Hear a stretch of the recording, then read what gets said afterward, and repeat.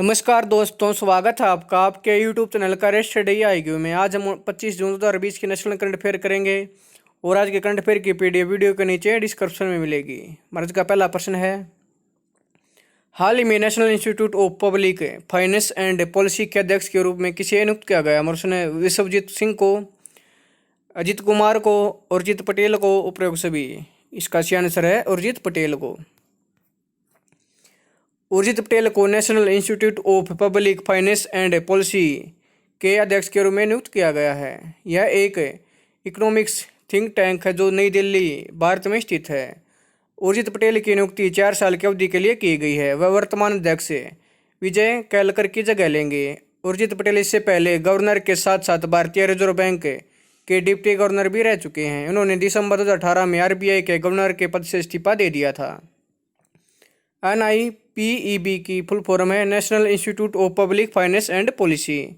इसकी स्थापना 1976 में की। इसका मुख्यालय है नई दिल्ली में। हमारा अगला प्रश्न है, हाल ही में किसने ICU बेड और वेंटिलेटर के बारे में जानकारी मुहैया कराने के लिए मोबाइल एप्लीकेशन एयरवेंटी लॉन्च की है? प्रश्न है हैदराबाद नगर निगम ने, ग्रेटर नोएडा नगर निगम ने, ग्रेटर मुंबई नगर निगम ने, उपयोग सभी। इसका सही आंसर है ग्रेटर मुंबई नगर निगम ने। ग्रेटर मुंबई नगर निगम ने ICU बेड और वेंटिलेटर के बारे में जानकारी मुहैया कराने के लिए मोबाइल एप्लीकेशन एयरवेंटी लॉन्च की है।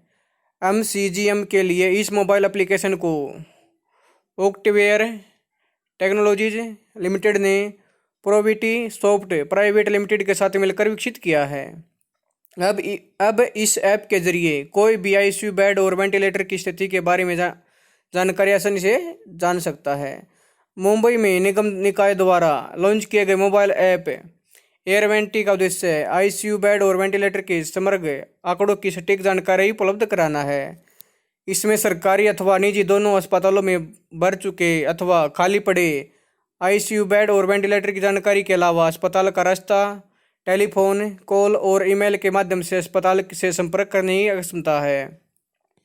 महाराष्ट्र के मुख्यमंत्री उद्धव ठाकरे, इसके राज्यपाल भगत सिंह कोश्यारी। हमारा अगला प्रश्न है, हाल ही में ब्रिटेन की प्रमुख तेल कंपनी ब्रिटिश पेट्रोलियम अपने वैश्विक व्यवसायों को सपोर्ट करने के लिए कहां पर ग्लोबल बिजनेस सर्विस सेंटर खोलने जा रही है? हमारा प्रश्न है मिजोरम में, पंजाब में, महाराष्ट्र में, उत्तर प्रदेश में। इसका सही आंसर है महाराष्ट्र में। ब्रिटेन की प्रमुख तेल कंपनी ब्रिटिश पेट्रोलियम अपने वैश्विक व्यवसायों को सपोर्ट करने के लिए मुंबई के महाराष्ट्र के पुणे में ग्लोबल बिजनेस सर्विस सेंटर खोलने जा रही है। महाराष्ट्र के पुणे में यह केंद्र वैश्विक व्यापार सेवाओं के संचालन के लिए स्थापित किया जाएगा। इस केंद्र का जनवरी 2021 तक परिचालन शुरू होने की संभावना है। इस प्रस्तावित ग्लोबल बिजनेस सर्विस सेंटर से लगभग 2000 लोगों को रोजगार मिलेगा और पूरे विश्व के लिए BPO और एडवांस एनालिटिक्स कैपेबिलिटी जैसी सेवाएं भी प्रदान की जाएंगी।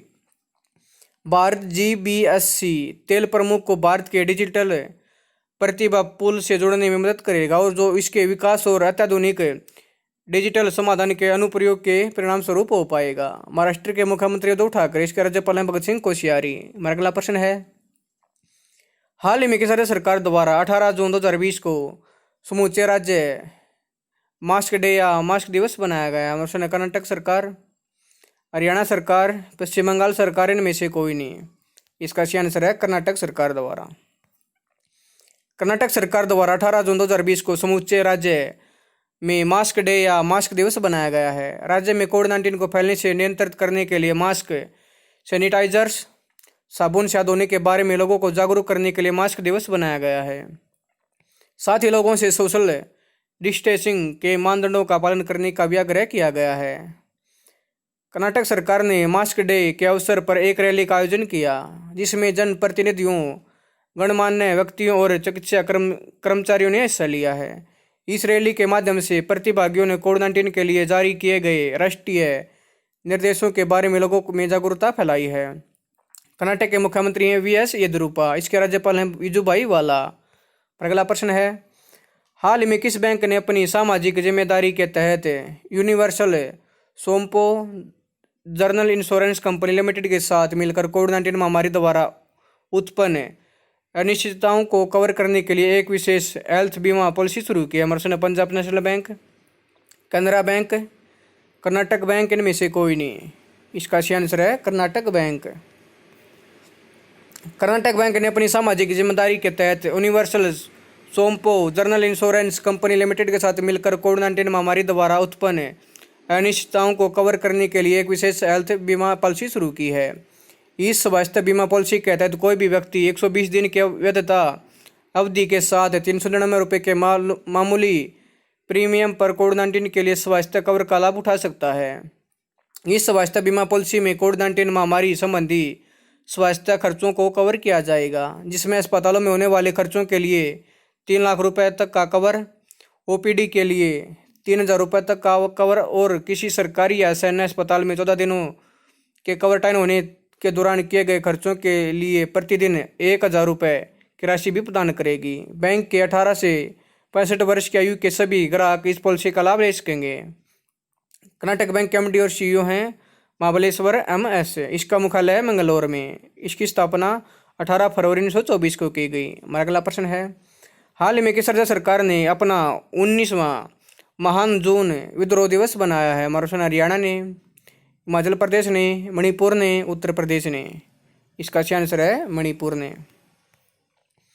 19वां महान जून विद्रोह दिवस 18 जून को मणिपुर के केकरुपत में बनाया गया। मणिपुर के क्षेत्रीय अखंडता की रक्षा के लिए जून 2001 में अपनी जान गंवाने वाले 18 व्यक्तियों को श्रद्धांजलि और सम्मान देने के लिए हर साल 18 जून को दिन बनाया जाता है। इस अवसर पर 18 शहीदों के परिवार के सदस्यों और कुछ संगठनों के नेताओं ने मणिपुर के केकरुपत में 18 लोगों को पुष्पांजलि और सम्मान दिया। जून 2001 में केंद्र सरकार ने NSCN के साथ संशोधित युद्ध विराम समझौते पर हस्ताक्षर की और क्षेत्रीय सीमा के बिना सम्मिलित किया, जिसके बाद लोग विद्रोह करने के लिए सड़कों पर निकल आए और कई स्थानों पर आगजनी हुई। विद्रोह को नियंत्रित करने के लिए सुरक्षाकर्मियों ने गोलीबारी की, जिसमें 18 लोगों की मौत हो गई। मणिपुर के मुख्यमंत्री यानी वीरेंद्र सिंह, इसके राज्यपाल हैं नजमा हेपतुल्ला। हमारा अगला प्रश्न है, हाल ही में विश्व शरणार्थी दिवस कब बनाया गया? हमारा प्रश्न है 20 जून को, 22 जून को, 24 जून को, इनमें से कोई नहीं। इसका सही आंसर है 20 जून को। यूनाइटेड नेशन हर साल 20 जून को विश्व स्तर पर विश्व शरणार्थी दिवस बनाता है। विश्व शरणार्थी दिवस 2020 का उद्देश्य दुनिया को यह याद दिलाना है कि शरणार्थी सहित हर कोई समाज के प्रति योगदान करने में सक्षम है और हर एक्शन अधिक समावेशी और समान दुनिया बनाने के लिए प्रयास में मायने रखता है। विश्व शरणार्थी दिवस 2020 का विषय है एवरी एक्शन काउंट्स। रेफ्यूजी क्या है? संयुक्त राष्ट्र 1951 शरणार्थी सम्मेलन के अनुसार एक शरणार्थी वह है जो अपनी जाति, धर्म, राष्ट्रीयता, किसी विशेष सामाजिक समूह में सदस्यता या राजनीति के कारण उत्पीड़न के डर से अपने घर या देश से भाग गया है। संयुक्त राष्ट्र के महासचिव हैं एंटोनियो गुटेरेस। हमारा अगला प्रश्न है, हाल ही में वयोवृद्ध अर्थशास्त्री और FC memorial BPR Vithal Ganesan कितने वर्ष की आयु में हो गया? हमारा 93 वर्ष, 95 वर्ष, 99 वर्ष, उपयोग से भी। इसका सही आंसर है 93 वर्ष की आयु में। वयोवृद्ध अर्थशास्त्री और 10वीं वित्त आयोग के सदस्य BPR विठल का निधन 93 वर्ष की आयु में हो गया है। वह 1950 बैच के पूर्व IAS अधिकारी थे। इन्होंने 1972 से 1982 तक आंध्र प्रदेश सरकार के सचिव, वित्त और योजना के रूप में भी कार्य किया था। BPR विठल ने अंतर्राष्ट्रीय मुद्रा कोष में मलावी और सूडान की सरकारों के राजकोषीय सलाहकार के रूप में भी काम किया। उन्होंने centre for economic and social studies Hyderabad की स्थापना में महत्वपूर्ण भूमिका निभाई थी। BPR विठल ने अपनी संपूर्ण जीवन में कई सारी पुस्तकें लिखी, जिनमें उनकी पुस्तक the Telangana surplus A cash study. यह माना जाता है कि उसकी किताब ने अलग तेलंगाना राज्य की मांग को आकार देने में प्रभावशाली भूमिका अदा की थी। वर्ष 1960 में उन्हें असामिया विश्वविद्यालय के रजिस्ट्रार के रूप में नियुक्त किया गया था। हमारा अगला प्रश्न है, हाल ही में JSW सीमेंट ने किसको अपना ब्रांड एम्बेसडर बनाया है? हमारे प्रश्न है सौरभ गांगुली को, सुनील छेत्री को, वरुण धवन को, A&B। इसका सही आंसर है A&B, सौरभ गांगुली और सुनील छेत्री दोनों को। JSW सीमेंट ने सौरभ गांगुली और सुनील छेत्री को अपना ब्रांड एम्बेसडर बनाया है। सीमेंट ब्रांड ने एक नया मल्टीमीडिया मार्केटिंग अभियान लीडर्स चॉइस भी लॉन्च किया है, जिसमें दोनों स्पोर्ट्स आइकन शामिल हैं। JSW सीमेंट्स का multimedia marketing campaign leaders choice बेहतर कल के लिए एक ठोस आधार बनाने की विचारधारा को बढ़ावा देता है। सौरभ गांगुली पूर्व भारतीय क्रिकेटर और भारतीय क्रिकेट टीम के पूर्व कप्तान हैं। वर्तमान में भारतीय क्रिकेट कंट्रोल बोर्ड BCCI के अध्यक्ष के रूप में सेवारत हैं। सुनील छेत्री भारतीय राष्ट्रीय फुटबॉल टीम और बेंगलुरु FC के कप्तान हैं। JSW सीमेंट के मैनेजिंग डायरेक्टर हैं पार्थ जिंदल। इसके कार्यकारी अधिकारी हैं नीलेश नरवेकर। इसका मुख्यालय मुंबई में। हमारा अगला प्रश्न है, हाल में किस मंत्रालय ने प्रधानमंत्री स्ट्रीट वेंडर्स आत्मनिर्भर निधि के लिए small industry development bank of India के साथ एक समझौते ज्ञापन पर हस्ताक्षर किए हैं? हमारे कृषि मंत्रालय, गृह मंत्रालय, आवास एवं शहरी कार्य मंत्रालय, वित्त मंत्रालय। इसका सही आंसर है आवास एवं शहरी कार्य मंत्रालय ने। आवास एवं शहरी कार्य मंत्रालय ने प्रधानमंत्री स्ट्रीट वेंडर्स आत्मनिर्भर निधि के लिए small industry development bank of India SIDBI के साथ एक समझौता ज्ञापन पर हस्ताक्षर किए हैं। PM स्वनिधि स्ट्रीट वेंडर्स के लिए एक विशेष लघु ऋण सुविधा है। MOU के अंतर्गत PM स्वनिधि योजना का कार्यान्वयन MOHUA के मार्गदर्शन में SIDBI द्वारा किया जाएगा। ऋण प्रदाता संस्थानों को क्रेडिट गारंटी का प्रबंधन SIDBI द्वारा credit guarantee fund trust for micro and small enterprises के माध्यम से किया जाएगा। SIDBI परियोजना का प्रभावी कार्यान्वयन सुनिश्चित करने के लिए प्रबंधन इकाई भी उपलब्ध कराएगा, जिसमें PM स्वनिधि की अवधि यानी मार्च 2022 तक प्रशिक्षण, अक्षमता निर्माण परियोजना और मंच प्रबंधन, सूचना शिक्षा और संचार, बैंकिंग, NBFC और MFI आदि क्षेत्रों के विशेषज्ञ शामिल होंगे। साथ ही ऋण प्रदाता संस्थानों के नेटवर्क का लाभ उठाएगा। ऋण देने वाले संस्थानों में अनुसूचित वाणिज्यिक बैंक, गैर बैंक वित्तीय कंपनियां, क्षेत्रीय ग्रामीण बैंक, सहकारी बैंक, लघु वित्तीय बैंक और आदि शामिल होंगे। SIDBI के अध्यक्ष और प्रबंध निदेशक हैं मोहम्मद मुस्तफ़ा। केंद्रीय आवास और शहरी मामलों के मंत्री हैं हरदीप सिंह पुरी। SIDBI की स्थापना 2 अप्रैल 1990 को की। इसका मुख्यालय है लखनऊ में। अगला प्रश्न है, हाल ही में किस बैंक ने लोन प्रक्रिया को पूरी तरह से डिजिटल करने का फैसला किया? Bank of Baroda, Canara bank, Punjab national bank, इनमें से कोई नहीं। इसका सही आंसर है बैंक ऑफ बड़ौदा ने। भारत का तीसरा सबसे बड़ा ऋणदाता बैंक ऑफ बड़ौदा अपनी ऋण देने की पूरी प्रक्रिया का पूरी तरह से डिजिटलीकरण करने का फैसला किया है, जिसमें होम, कृषि, सूक्ष्म, लघु और मध्यम उद्यम, पर्सनल और ऑटो लोन शामिल हैं। इससे पहले बैंक का हाल ही में विजया बैंक और देना बैंक के साथ विलय पूर्णतः पूरा हो गया है।